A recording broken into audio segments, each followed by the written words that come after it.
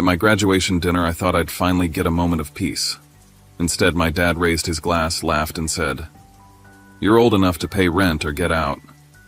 Everyone else chuckled like it was a joke, but it wasn't. The very next day, I packed my things into a U-Haul, drove to my new house, and told them I was done paying their bills. That's when their faces turned pale because they knew the truth was about to break them wide open. I'm Callan Rhodes, and this is my story. But before I share it with you, I'd love to know you're here with me. Drop a simple hi in the comments, or let me know where you're watching from. I love seeing how far my story can reach. Thank you. And now, let me tell you everything. If my story touches you, please don't forget to subscribe. It costs nothing, but it means the world to me, and it helps my voice be heard. At the Darrell K. Royal Texas Memorial Stadium, heat lifts off the bleachers like a mirage. Orange tassels flicker, brass horns blare. My name is a quick bright flare in a sea of names, and for a breath I believe I'm finally clear of it all. The notices, the cutoffs, the late-night math I do in my head when the room is dark and the house needs everything. Mom sobs into a tissue, mascara smudged and proud. Dad doesn't look up. Thumb moving screen, glowing neck bent at the same angle I've known since I was 15. I pretend I don't see it. I smile for photos, hold the diploma, feel the paper shake just a little in my hands, and promise myself I won't ruin my own day by saying what's been true for years. I tell myself later. Later is Vespaio on South Congress, a narrow table, a little candle guttering between us, the smell of garlic and tomato and money I earned. Dad flags a server with 2 fingers, jokes about the long name on my diploma like the joke is on the world for thinking I did this on my own. Our son's a big deal, he tells the server. Data analytics. Mom adds like a charm against another bad month. Finn scrolls, taps a heart, lifts his eyes just long enough to grin at me and say the heat today was brutal. I laugh because that's what we do. We laugh, and it buys us a few minutes where the floor doesn't tilt. We toast. Everyone clinks. Dad sets his glass down and keeps his face bright when he says it. You're old enough to pay rent or get out. He says it like a line from a sitcom waiting for the laugh track to cue, and there it is, quick soft chuckles around the table except mine. Something peels back in my chest. 12 years of deposits hum behind my ribs like trapped bees. I don't throw the number yet. I just look down at my phone, open the spreadsheet I've updated across a dozen managers and 2 student IDs, line after line of transfers totals that balloon, and refuse to be forgotten, an anti-souvenir of growing up. The round number in the corner of the screen hits like a rung on a ladder I've been climbing in the dark, $105,000. I lock the screen. I slide the phone away. I nod like I'm thinking. I'll cover tonight, I hear myself say, because the reflex is old and wired in. Dad laughs bigger, breezier, the world's best MC. Knew you'd take care of it, he says. That's when the light kicks up again on his own phone, a little blue banner blooming across the top edge, team names, odds, a red dot pulsing. I don't say anything. I don't even blink. The server drops the check. I reach for it. Mom's hand hovers, wanting to stop me, not stopping me. I pull my card, sign my name, and let the candle burn down to a gold collar. Outside South Congress heaves with August, the street a warm river of bodies and neon. Music lifts from a doorway. A slice of pizza steams in a kid's hand. A bat cracks somewhere over the bridge, or maybe it's just my ear finally ringing. I step to the curb, pull up a blank text, and type a sentence I've never let myself say out loud. Enough. I hit send to myself and watch the bubble leave the screen, a tiny blue seed crossing a space only I can see. I walk toward the parking lot with the steady calm of a person who has already made the most dangerous decision of his life and knows he won't take it back. I don't look over my shoulder. I don't wobble. If anyone asks later, I will say the night was beautiful, that the sky was close, that the lights felt like a road. But what I will mean is that I was already gone, and the bill on the table was exactly what it felt like, the last drop, the surface tension breaking everything, spilling wherever it needed to go. And if you want to know how I left without blowing everything up right there, the answer is simple. I carried the bomb out in my pocket and set it down somewhere I could watch it from a safe distance. The first crack didn't sound like glass. It sounded like a porch swing creaking when there was no wind. Hyde Park summers sit on your lungs. Sprinklers click. The Craftsman porch holds the day's heat like a body. I was 15 the first time I heard the chain complain for no reason. I stepped outside with a glass of water and saw it a gentle sway 1 inch either way, as if someone had just stood up from a conversation they didn't like. Inside, the TV was on a game that wasn't ours, and Dad was telling Mom everything was temporary. The startup cut him loose that spring. Bridge funding fell through, he said, making a joke about the word bridge and how bridges are supposed to hold. Mom picked up extra shifts at Book People, started bringing home paperbacks with cracked spines for us, underlining phrases the way some people underline scripture. Bills stacked on the kitchen counter like mail you keep meaning to send back to the past. Electric, internet, mortgage. I learned the due dates before I learned how to drive. I learned which envelopes to open first. At 16, I got hired at Joe's Coffee, took the early shift that paints your hands with espresso and dawn. At 17, I added a few nights stocking at the grocery humidity, flattening my hair by the time I clocked out. I handed Mom cash every month, $450 counted crisp, because I didn't want her to feel the weight of coins. She smiled like it embarrassed her to take it. She took it anyway, because that's what keeping the lights on costs: a little embarrassment and a lot of pretending you're fine. We were always fine in public. That was a rule nobody wrote down. There were backyard BBQs where the grill smoke curled into trees, and neighbors asked about Dad's next big thing, and he said working on it with the same wink he used when a bet almost hit. One afternoon, I came home to see a brand new 4K TV angled in a corner where the old one used to hunch and hum. Neighbors wandered in with beers and compliments about the crispness, the clarity, the stability of the Rodess.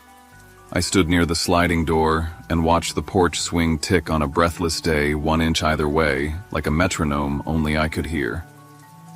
SXSW arrived like a tidal wave of music and excuses. The streets congested, the sky felt loud. At a food tent behind a stage you could feel in your teeth. I cut through a line for bottled water and saw Dad sideways under a string of bulbs, phone cupped in both hands, thumb-tapping numbers that weren't contacts. He wasn't watching a band. He was watching a box turn green, then red, then green. I could have walked up and said anything, but Mom was 2 steps away talking to a friend from church about volunteer sign-ups, and I saw the tight ring of muscle at her jaw. She had been holding the day together since breakfast. I swallowed what I had seen, tasted copper, and told myself there would be a better time to say it. Better times came and went. Finn turned 10, then 11, then 13, grew his hair, found guitars online, and fell in love. On his birthday, the guitar he wanted appeared glossier than my future, its strap still smelling like a store. He grinned and kissed Mom's cheek and said something that made her pull him close for a second. I was happy for him. I was angry at everything. Those are not opposites, they just bruise in different colors. By then I had learned the choreography. Someone knocks at the front door. Dad steps out onto the porch to speak in a voice meant for one person. Mom busies herself with a tray or a towel. I load a dishwasher that doesn't need loading. The swing squeaks once like a throat clearing. A neighbor, nice man, old shirt with a paint smear, made a soft remark to me one afternoon while he watered a flower bed. "Your dad's good for it, just needed a little something to tide him over." The hose flinched in his hand and sent a spray across the grass. I pretended to squint at the sun. I pretended not to do the math. When I finally went to Mom with the fear that had been nesting in me all summer, his phone, those apps, the long looks, the first thing she did was set down her pen and steady herself against the kitchen counter. "Don't," she said, and her voice cracked on the consonant. "Do not embarrass your father." She wasn't angry, she was afraid. Afraid that pointing at the hole would widen it. Afraid that asking for help would look like failure. Afraid the neighbors would stop showing up and the porch would empty and the house would echo when we spoke. She loved us in the hardest way I've ever seen, a way that kept the front door pretty and the inside oxygen thin. That was the night I understood something heavy and simple. She was part of the mask, because sometimes the mask is the only tool you have left. So I worked. I pulled shots of espresso until the machine's sigh felt like a friend. I learned how to fold a fitted sheet with one person and a hall floor. I put my name on every extra shift that didn't crush my grades, and I slid $450 across the counter on the 15th like a ritual you don't challenge because you fear the priest is right. We were stable on paper. We were a picture frame. People came over and said we had a good son and a promising younger one, and a house that smelled like lemon oil and belief. And every so often when the wind forgot to move, the porch swing creaked by itself, and I felt the future shift 1 inch either way. There were moments when the math frightened me. When I opened the electric bill and saw the bump from running the air high while we hosted. When I watched Dad crack a joke at a BBQ while a notification I couldn't quite see glowed on his phone. When Finn's amp arrived with the box still warm from the delivery truck. Those were the nights I lay awake and listed each envelope in my head like a rosary and promised that if I got out, I'd pull us with me. Not by becoming richer or louder, but by getting honest enough to stand the silence that follows truth. Years later, when the diploma touched my palm and the stadium roared, I felt that same old swing twitch. I knew before I knew. Maybe that's why I didn't flinch when he said rent or leave over pasta and candles. Maybe that's why I signed the check with a steady hand. The porch had been telling me how this ends since I was a kid, not with a crash. With a slow, exact creak you can't unhear once you finally admit it's there. And if you're wondering how long I planned to be loyal while the story was sugared for company, I can answer that now without blinking until I learned that loyalty isn't love when it sets itself on fire to keep the room warm. The West Campus fridge was a white cave with 3 items that felt like a personality test: half a jar of peanut butter, a bottle of hot sauce, and a lone apple that turned soft at the edges before I could get to it. On the door, I taped a handwritten schedule so dense it looked like I was studying for a life I didn't have time to live. Morning shifts at Joe's Coffee, evenings at the grocery, weekend hours at the admissions office on campus, where I smiled at strangers' parents while calculating due dates in the back of my head. Every month I moved between $600 and $900 out of my student account and into the mortgage and utilities at Hyde Park. I kept the confirmation emails in a folder titled Receipts, as if proof could also be shelter. Sometimes after exams we'd end up at Zilker brewing metal chairs wobbling on concrete, warm lights strung overhead, a band crooning through a set the way a fan hums on low. Friends joked that I must have it easy, that my folks probably picked up half my tabs. I took a long drink and said nothing. It's a strange form of love to let people be wrong about you because the truth would take a whole night and might ruin theirs. Nico, who ran Joe's like a ship and cared for people the way good captains do, didn't let me dodge. We were counting tips when he said it plain. "You're being used," he said, not unkindly. "Not because they're bad people. Because nobody told you where the line goes, so you put it wherever they ask." He wrote down the name of Austin Telco on a napkin and told me to open an account nobody else could touch. A little every week. Pay yourself first. Then the world. At the Austin Telco counter, a woman with a gold nameplate slid a form toward me like she was handing over the first clean sheet I'd ever seen. I signed the pen, skidding in a place where my hand shook, and set up an automatic transfer for $100 a week. It wasn't much. It was a light that came on in a long hallway. Through a flyer at the community center, I found Selena Brooks, whose office had a potted plant that seemed to be thriving on nothing but fluorescent light and determination. She drew a line on a legal pad, wrote support on one side and me on the other, and started building a plan with the calm of someone who believes the ground will hold. We mapped rent and groceries, projected income from Joe's and the admissions desk, and then penciled in numbers for the future, like you'd pencil in a draft you're scared to make permanent. "We'll taper what you send home," she said. "Not because you're cruel, but because you don't jump off a sinking boat to swim back under it." She gave me a reading list on index funds and compound interest, then slid over a glass of water like she knew I was dehydrated in more ways than one. In my final year, I pressed a shirt, borrowed a tie, and walked into DataWave with a resume that felt like a ledger of very long days. Interviews always feel like small theater, but for once the script fit. They talked about models and pipelines and messy real-world data. I talked about making sense of noise and how pattern recognition is just a fancier word for growing up the way I did. When the offer landed $80,000 a year with a $12,000 signing bonus, I stared at the email until my eyes watered. Not because it solved anything, but because I could see the shape of a solution. Around then, Jasper Cole appeared in my inbox with an easy hello and a list of starter homes that didn't look like the joke you tell yourself when you're young. We stood on Laurel Street in East Austin, sun-high, cicadas loud, and walked through a small house that smelled like pine, and maybe bread if you were hopeful. The backyard had a patch of earth where someone once loved growing things. In the corner, a small surge of color violets holding on in heat that should have chased them out. I put my hand on the fence and felt the hum of a neighborhood where people carried their own groceries and waved anyway. I pictured a desk by a window and shoes by a door and a sink where dishes could be washed right after dinner because nobody was coming over just to be impressed.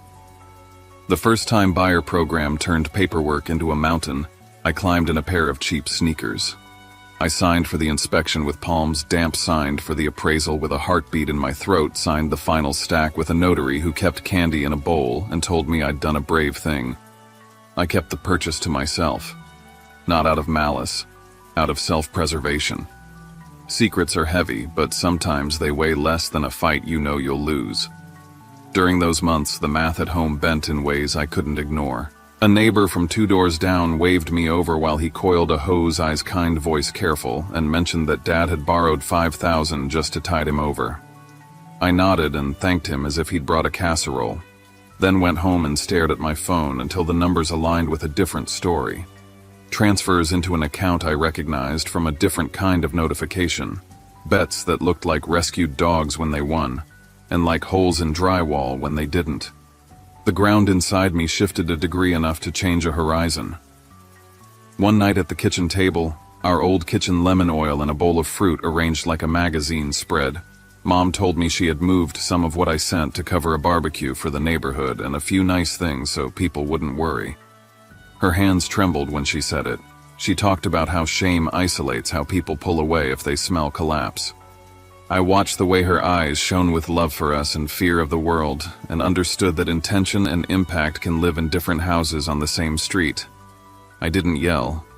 I didn't even sigh.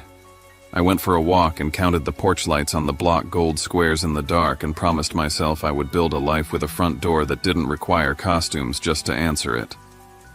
With each weekly transfer into that small account, I felt something return that debt had been renting from me, a voice that didn't panic at the first sign of trouble. I bought a second-hand suit jacket that fit in the shoulders and kept my resume updated like a person who expects to be needed. I priced insurance and walked away from overpriced sneakers at the mall, comforted by the fact that my old pair still knew my feet. When the house on Laurel finally became mine, I stood in the empty living room and listened to the way sound moved. No TV blasting a game I didn't watch. No laughter rising for people who didn't live there. Just the faint buzz of a ceiling fan and the distant bark of a dog and my own breath showing up on time. I thought about the porch swing at Hyde Park, how it moved even when the air refused to, and told myself I'd earned a porch that only spoke when the wind did. I didn't tell them. Not yet. Timing isn't just about calendars. It's about whether the room you enter is capable of hearing you. The question followed me from desk to car to grocery line. How long could I keep a life this important quiet without losing some part of myself to the silence? Each time I pushed the thought away, it came back shaped like violets, small, stubborn, and undeniable. The morning after the dinner on South Congress, the air felt like you could drink it. I rented a U-Haul, the kind that makes you feel both competent and like you're pretending to be your father for a day. I loaded 3 suitcases, 5 boxes of books, 1 lamp, and a battered saucepan that had fed 2 lifetimes. When I pulled up at Hyde Park, the porch swing was still. In the doorway, my family made the shapes we have always made, Dad's jaw set. Mom's hands folded. Finn somewhere between curiosity and a joke he hadn't decided to tell. "I'm moving out," I said, "and I'm done paying the bills." The silence was so complete I could hear the ice maker cycle in the kitchen. Mom blinked fast like she was trying to keep rain from landing. Finn's mouth opened and closed. Dad pointed at the truck like I'd parked something obscene on the lawn. "After everything we've done," he said, his voice so bright it hurt. "This is how you thank us." I reached into my backpack, pulled out a plain envelope, and put it on the table where we have hosted more birthdays than I can count. Inside was a sheet with my new address and a printed summary of transfers from a decade I sometimes couldn't believe I had survived. 105,000 is an ordinary-looking number until you stack it next to memories of microwave noodles and a coat you kept another year because it was still mostly there. Dad's face changed shade by shade like the sun moving behind a cloud. Mom's eyes filled and spilled. Finn stared at the total and then at me as if he were trying to reconcile 2 different languages. "You've been hiding money," Dad said. "You've been hiding from your family." The old reflex, a need to explain, to justify, to make the room safe, rose up like a phantom and then passed through me without landing. "I've been paying to keep the lights on," I said. "I'm telling you the truth. I'm not paying anymore." The words were so simple they surprised me. They were a door propped open with a brick. I didn't stay long. I hugged my mother in a careful way that made room for both of us. I squeezed Finn's shoulder.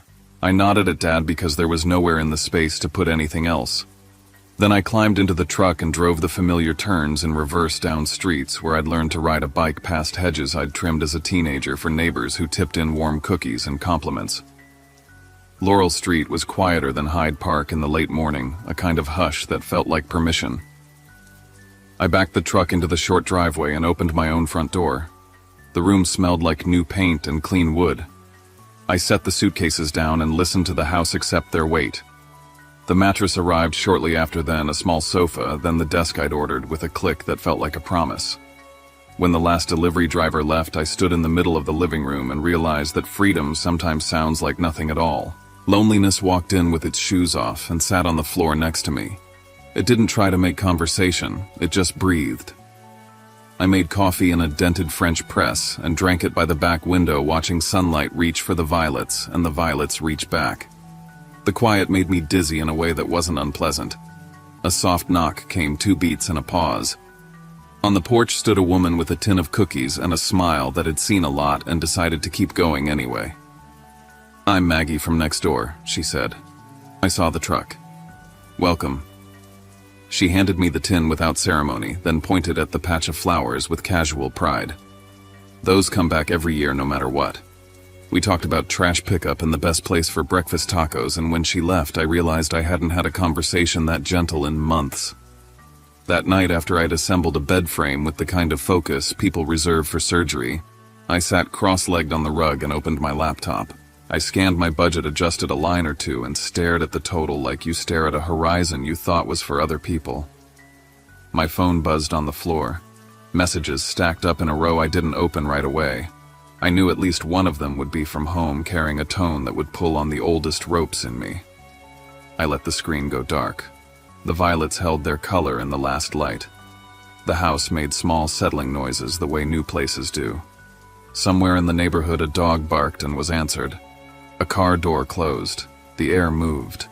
The porch swing out front shifted a fraction, then stilled as if to say it would only move when the wind asked. I lay back and looked at the ceiling and decided that a clean beginning is never quiet for long, but that quiet is the only way I can hear myself choose who I'm going to be. Tomorrow I'd go back to the office and sign whatever HR put in front of me and pick up a couple of things at the hardware store and return the U-Haul and make a grocery list that looked like a person lived here. Tonight I'd let the house learn my name. And if anyone wanted to know how the family would manage without my paycheck under their roof, I'd tell them the only true thing I had left to say: people find their footing when the ground is real. By midweek, my phone was a crowded hallway. The first text came from a high school friend who still lives 3 blocks from Hyde Park. "Heard you bailed on your family." That true. Then another lighter but sharper. "So you're doing the whole cut them off thing. Must be nice to be heartless." Word travels faster than traffic in our neighborhood. It doesn't need facts, just a familiar last name and a story that fits the way people like to feel about themselves. A data wave. I tried to keep my head in code and logs in the comfort of a clean query. The office hum had a way of sanding down noise, but I could feel whispers sticking to me like lint. A teammate asked if I'd moved casual breezy, then pivoted to a meeting agenda before I could answer, and I was grateful for the pivot. At lunch, I took my sandwich to the balcony and watched heat blur the skyline, knowing that across town a handful of porches had already decided who I was. At Joe's Coffee later, Nico slid me a mug and a look that made room for the truth. "You didn't abandon anyone," he said. "You picked yourself up off a floor and stepped outside. That's called survival, not betrayal." The words landed like cold water on a hot plate, hissed and settled. He asked about the new place. I told him the violets were hanging on, and the quiet felt earned. When he went to help a customer, I checked my phone again and found a message from Mom. It wasn't "Are you okay?" It wasn't "How's the house?" It was "Come back for a few nights, your father can't stand the neighbors staring." I read it 3 times, each sentence shorter than the last, and felt that old ache rise in me, the one that wants to make the room comfortable no matter the cost. I set the phone face down and finished my coffee slowly, not because it was good, it was, but because I needed time to decide who I was going to be when I stood up. That evening, unpacking a box of plates on Laurel Street, I glanced at my phone long enough to see Finn's post flash by. New sneakers, spotless white, captioned with 2 words, "Thanks fam." It would have been nothing if not for the moment last month when I'd wired money under the heading urgent bill, the kind you pay with one hand while the other hand shakes. I stared at the photo until the edges of the screen fuzzed, then put the phone down and washed a single plate in a sink that didn't judge me. Love and resentment can share a table without speaking. They can look past each other and still leave a tip. After dark, I let the TV keep me company.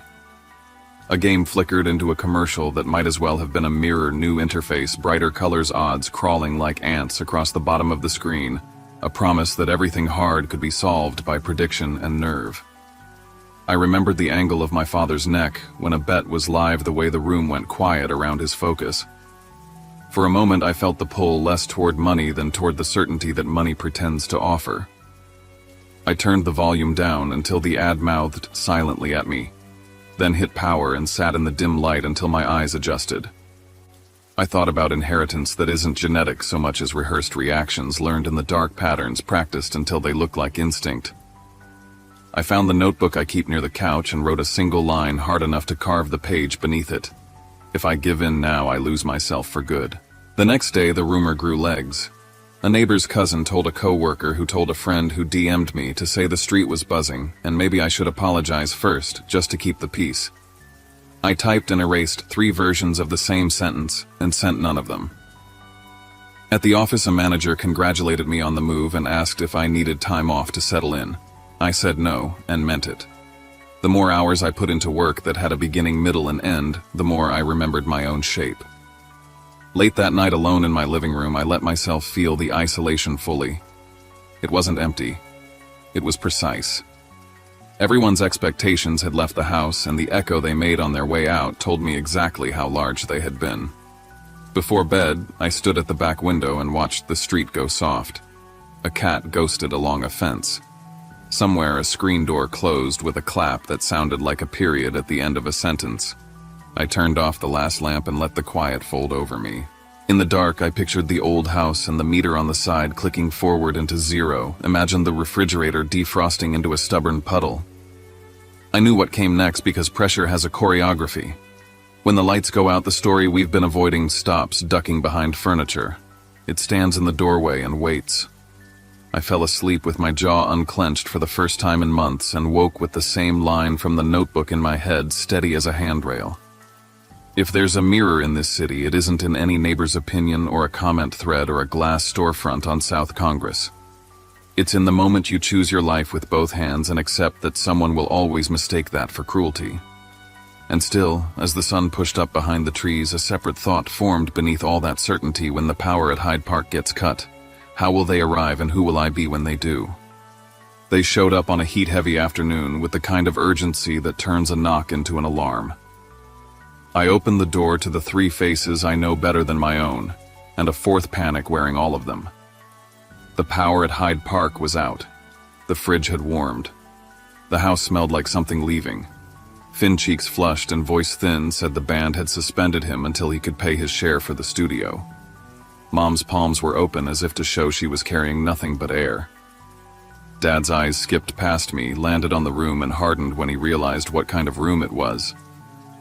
"So this is where the money went," he said, sweeping an arm at the walls as if paint and wood were strangers we'd invited to dinner.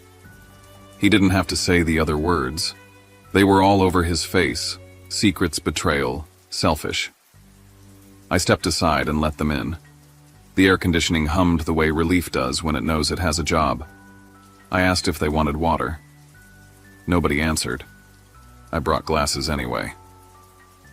We sat at the little table I'd bought online and assembled with a screwdriver that blistered my thumb. Dad started first, not with a question, but with a verdict. "You hid this from us. You watched us drown and bought yourself a boat. The old me would have met him in the current, would have offered my life jacket and called it love. The person I had become reached for a folder in the drawer and laid paper on the table like a deck that doesn't allow tricks. Transfers listed month by month, year by year, a simple chronology of what it takes to be the dependable one. The number at the bottom had the same gravity it always has when seen in ink, 105,000. Mom made a sound I'll remember longer than any word.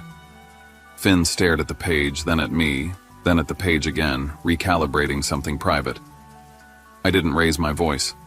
I named facts. The money I'd wired, the bills I'd covered, the interest I'd paid by existing between paycheck and need. Then I named what they already knew: the account Dad used, the bets that blinked on his screen at all hours, the 5,000 borrowed from a man who waters his lawn at dusk and worries about everyone on the block. Mom went pale the way sky does before rain. Finn's chin dropped, not in shame alone, but in the heavy weight of finally seeing the whole picture without its frame. Mom cried. Not theatrically, like a dam that had been held past its design. She said she'd known pieces and smoothed them over, convinced herself she was buying time, convinced that keeping the neighbors from asking questions was the same as keeping the family from falling apart. Finn spoke in a rush about nights he'd walked into the kitchen and seen a phone cupped like a secret about the way Mom had told him to let it go because some truths don't survive daylight in our zip code. Dad bristled shoulders, pulling up around a lifetime of defenses. If you'd sent a little more, he said, I could have fixed it. A sentence like that has a way of clarifying everything. It takes the temperature of a room and turns it to stone. I breathed once and put words in the air that had been waiting years to be spoken. Here are your choices. I laid them out slowly, not as punishment but as a path. A real budget. Meetings that do not pretend betting is a hobby. Contributions from each of them that reflect reality instead of reputation. Or the other option, handle it on your own, without me as a safety net you refuse to see while you're standing on it. I told them I would pay for one night at the South Congress Hotel so they could sleep, eat, and decide in a place with clean sheets and no ghosts. It wasn't a rescue. It was a pause button in a house that needed silence to hear itself think. Dad laughed once, a sharp sound with no humor in it, then looked past me toward the door as if there might be a different answer on the porch. Mom nodded slowly, like a person who has finally found the word for what she's been feeling. Finn rubbed his hands over his face and said nothing. I booked the room from my phone and texted Mom the confirmation number. She thanked me with a voice so small I could barely hear it. When they left, Maggie from next door pretended to be checking her mailbox and then turned toward me with a question in her eyes she didn't ask. I gave her a little wave that said we're okay and we're not both at once. She went back inside and the street resumed its regular breathing. I stood in my living room and watched the light move from one wall to another, a slow procession that reminded me time doesn't hurry just because we want it to. In the quiet after they drove away, I felt something unclench in my spine. Not victory, not relief, just the firm landing of a boundary that had finally met the floor. I washed the glasses and set them on the rack to dry.